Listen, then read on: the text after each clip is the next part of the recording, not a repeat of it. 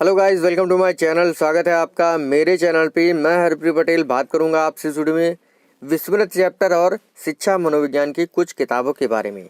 देखिए, जो सीरीज चल रही है 500 MCQs की सीरीज चल रही है। अभी तक मैंने 2 पार्ट आपको दे दिए हैं। पिछले पार्ट अगर आपने नहीं देखे हैं, डिस्क्रिप्शन में आपको प्ले लिस्ट का लिंक मिल जाएगा, आप वहाँ से पिछले वीडियो जरूर देखिएगा। ये जो सीरीज है 500 MCQs की, सभी राज्यों के टेट एग्जाम के लिए बहुत ही महत्वपूर्ण है। आप अगर इस सीरीज को पूरा देखते हैं, गारंटी देता हूं एग्जाम में आप 30 में से 30 अंक ला सकते हैं। ठीक है, तो शुरू करते हैं आज का वीडियो। अगर आपको वीडियो जरा सा अच्छा लगे, लाइक कर दीजिएगा, शेयर कर दीजिएगा। पहला प्रश्न है, सीखी हुई बात को स्मरण रखने या पुनः स्मरण करने की असफलता को विस्मृति कहते हैं। यह कथन किसका है? मन का, ड्राइवर का, फ्रायड का या रूसो का? देखिए, ये कथन है आपका मन महोदय का। ये ऑप्शन सही है। एक बार ध्यान से पढ़िए परिभाषा। सीखी हुई बात को स्मरण रखने या पुनः स्मरण करने की असफलता को विस्मृति कहते हैं, ये कहा है मन ने। अगली परिभाषा है, विस्मरण वह प्रवृत्ति है जिसके द्वारा दुखद अनुभवों को स्मृति से अलग कर दिया जाता है। किसने कहा है? देखिए, ये कहा है फ्रायड महोदय ने। फ्रायड में फ्रा आ रहा है, यानी फ्राई करना हम ले सकते हैं। देखिए, इसको कैसे याद रखेंगे? अलग करना। जब लिखा है विस्मरण वह प्रवृत्ति है जिसके द्वारा दुखद अनुभवों को स्मृति से अलग कर दिया जाता है, यानी स्मृति से हम दुखद अनुभवों को जो है फ्राई करके अलग कर देते हैं। ठीक है, इस तरीके से रिलेट करके आप इस परिभाषा को याद रख सकते हैं। अगला है, विस्मृति का चिन्हहास का सिद्धांत जो है किसने दिया है? एबिंगहॉस, गैसेल, ड्रेवर या वुडवर्ड? तो विस्मृति का चिन्हहास का जो सिद्धांत है, ये एबिंगहॉस महोदय ने दिया है। अगली परिभाषा है, विस्मृति का अर्थ है किसी समय प्रयास करने पर भी किसी पूर्व अनुभव का स्मरण करने या पहले सीखे हुए किसी कार्य को करने में असफलता। यह किसने कहा है? सोरेनसन ने, रूसो ने, ड्रेवर ने या मन ने? तो लिखा है, एक बार फिर से पढ़िए। विस्मृति का अर्थ है किसी समय प्रयास करने पर भी किसी पूर्व अनुभव का स्मरण करने या पहले सीखे हुए किसी कार्य को करने में असफलता, ये विस्मृति कहलाती है। ये किसने कहा? ये कहा है ड्रेवर ने। अगला है, विस्मृति के कारण है समय का प्रभाव, मानसिक आघात, मादक वस्तुओं का प्रयोग या उपरोक्त सभी? तो विस्मृति के कारण है उपयुक्त सभी जो हैं, समय का प्रभाव, मानसिक आघात, मादक वस्तुओं का प्रयोग, ये विस्मृति के कारण हो सकते हैं सभी। अगला प्रश्न लिखा है, किसने कहा है कि भूलने में हमारी इच्छा की प्रधानता होती है? गैसल, पियाजे, फ्रायड, स्किनर?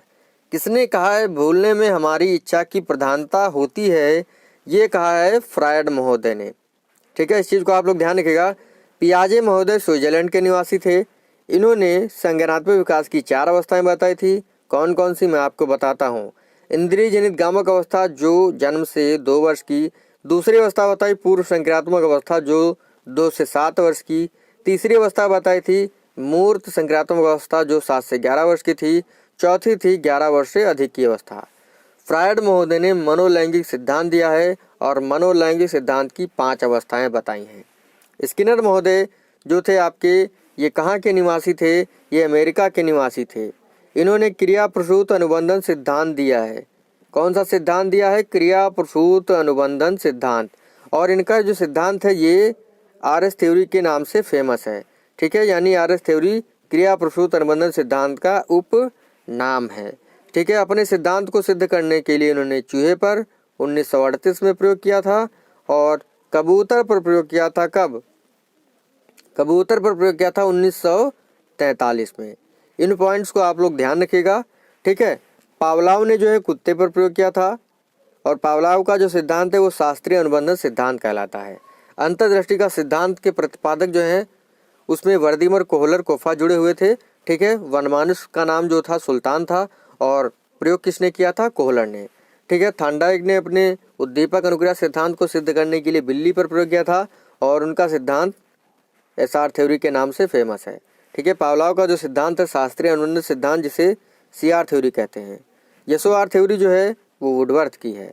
ठीक है, एस मतलब होता है स्टिमुलस यानी उद्दीपक, ओ होता है इसमें ऑर्गेनिज्म और आर होता है रिस्पांस। रिस्पांस मतलब अनुक्रिया।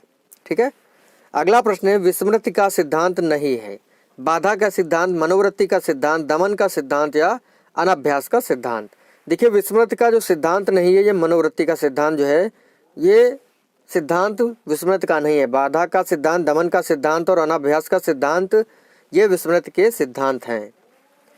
अगला प्रश्न है विस्मृति के कितने प्रकार होते हैं। तो भैया विस्मृति के 2 प्रकार होते हैं, निष्क्रिय और सक्रिय विस्मृति। अगला प्रश्न है व्यक्ति जब दुखद और अपमानजनक घटनाओं को याद नहीं रखना चाहता है तो कौन सा विस्मृति का सिद्धांत होगा। दमन का सिद्धांत, बाधा का सिद्धांत, अनाभ्यास का सिद्धांत या इनमें से कोई नहीं।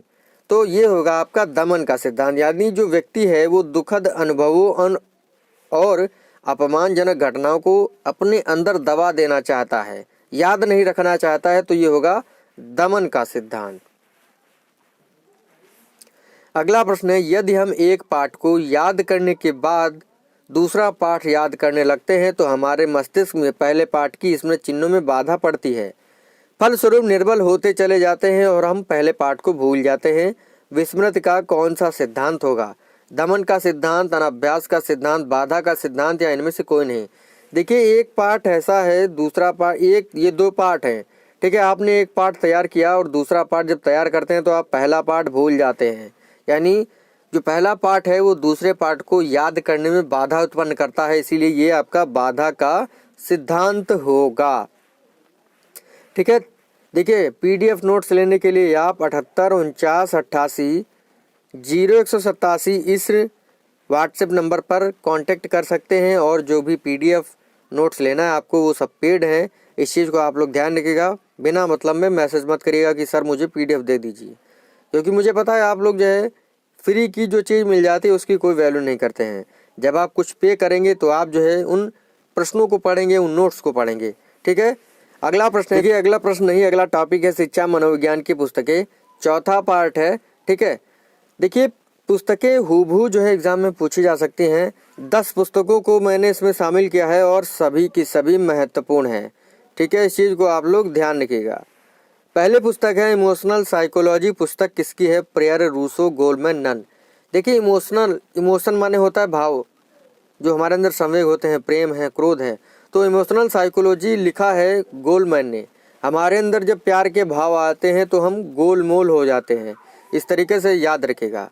अगला है एक्सपेरिमेंटल साइकोलॉजी। पुस्तक किसकी है। रॉस की, बिने की, नन की, वुडवर्थ की। एक्सपेरिमेंटल साइकोलॉजी जो है ये वुडवर्थ महोदय ने लिखा है। आपका ऑप्शन जो है डी सही होगा। देखिए जो भी हम एक्सपेरिमेंट करते हैं, जो भी हम कलाकृति बनाते हैं तो हम जो है उसको जो है वुडवर्थ मतलब लकड़ी पर, वुड पर बना सकते हैं। इस तरीके से आप इस पुस्तक को याद रख सकते हैं। अगला है एमिल। पुस्तक किसकी है। मन, रूसो, पोलोसैंकी, गुड। देखिए जो एमिल पुस्तक है इसमें मिल लिखा है, तो कहाँ मिलो। रूस में मिलो। तो एमिल पुस्तक जो है ये रूसो महोदय की है। अगला है the mind of the child. पुस्तक किसकी है। Skinner, prayer, Mahatma Gandhi, अरस्तू। देखिए जब हम प्रेयर करते हैं तो प्रेयर में हमारा जो माइंड होता है वो बच्चे की तरीके से प्रवृत्त होता है, तो the mind of the child पुस्तक प्रेयर की है। अगला है एडोलसेंस। पुस्तक जो है ये किसकी है। John Locke, Stanley hall, Galton या रेमन। एडोलसेंस पुस्तक जो है यानी किशोरावस्था जो है 12 से 18 वर्ष की होती है। शैशवावस्था जन्म से 5 या 6 वर्ष की अवस्था होती है। बाल्यावस्था जो होती है 6 से 12 वर्ष की अवस्था होती है। एडोलसेंस जो पुस्तक है ये स्टेनले हॉल महोदय की है। ठीक है, एडोलसेंस यानी किशोर अगर हाल में रहेंगे तो उत्पात मचाएंगे, इस तरीके से याद रखिएगा इसको। अगला है रेरिडेटरी जीनियस। पुस्तक किसकी है। गाल्टन, स्किनर, रूसो, मन। रेरिडेटरी जीनियस पुस्तक जो है ये भैया गाल्टन महोदय की है। ठीक है, देखिए जो जीनियस होता है उसका गाल जो होता है वो टन का होता है। ठीक है, उसकी बात जो होती है टन की होती है। अगली पुस्तक है एम्पेरिसिज्म। जो है पुस्तक है यह किसकी है। थार्नडाइक की, जॉन लॉक की, रूसो की, वाटसन की। एम्पेरिसिज्म जो पुस्तक है ये जॉन लॉक महोदय की है। अगली पुस्तक है लर्निंग एंड कनेक्शनिज्म। पुस्तक किसकी है। स्किनर, पावलोव, थार्नडाइक, मन। लर्निंग एंड कनेक्शनिज्म जो पुस्तक है ये थार्नडाइक महोदय की है। इस चीज़ को आप लोग ध्यान रखिएगा। थॉर्नडाइक अमेरिका के निवासी थे, स्किनर अमेरिका के निवासी थे, पावलोव रूस के निवासी थे। देखिए अगली जो पुस्तक है फील्ड थ्योरी एंड लर्निंग, यह पुस्तक किसकी है? McDougall, Kurt Lewin. देखिए 2 बार हो गया, कोई बात नहीं है, मैकडूगल, डार्विन। तो बताइए फील्ड थ्योरी एंड लर्निंग पुस्तक किसकी है? यह है कूर्ट लेविन की। इसको कैसे याद रखेंगे? फील्ड, आइए कभी हमारी फील्ड में आपको कूर्ट लेविन, कूट लेंगे, इसको इस तरीके से आप लोग जोड़ लीजिएगा। आइए कभी हमारे क्षेत्र में फील्ड मतलब कूट लेंगे आपको, ठीक है, इस तरीके से याद रखेगा। अगली पुस्तक है बायोग्राफिकल स्केच ऑफ इन्फेंट। ये पुस्तक किसकी है? डार्विन, नन और लैमार्क की। तो ये पुस्तक है डार्विन महोदय की। इस चीज़ को आप लोग ध्यान रखिएगा। इस प्रकार से जो आज के हमारे 20 प्रश्न थे विस्मृत चैप्टर और आपकी जो 10 पुस्तकें हैं इनको एकदम रट लीजिएगा, क्योंकि पुस्तकें ऐसी होती हैं शिक्षा मनोविज्ञान की जो याद नहीं होती हैं। थोड़ा थोड़ा करके अगर आप याद रखेंगे तो आपको याद रहेंगी। थ्योरेटिकल पोर्शन की वीडियोस में जो है आपको मैंने 40-45 पुस्तकें बताई हैं। अगर आपने उसको नहीं देखा है डिस्क्रिप्शन में आपको उसका लिंक मिल जाएगा। आप 40-45 जो पुस्तकें हैं उसकी लिस्ट बना लीजिएगा और तैयार कर लीजिएगा, ठीक है, क्योंकि एग्ज़ाम में कुछ भी पूछा जा सकता है। ये मत सोचिएगा कि मैं जो पढ़ा रहा हूँ वो आएगा, वो भी आएगा, लेकिन बाई चांस हो सकता है कुछ इधर उधर भी पूछ लिया जाए, तो आपको खुद से भी तैयारी करनी है। तो आज के 20 प्रश्न यहीं पर समाप्त होते हैं। मिलते हैं आपसे अगली वीडियो में। थैंक यू फ्रेंड्स, धन्यवाद।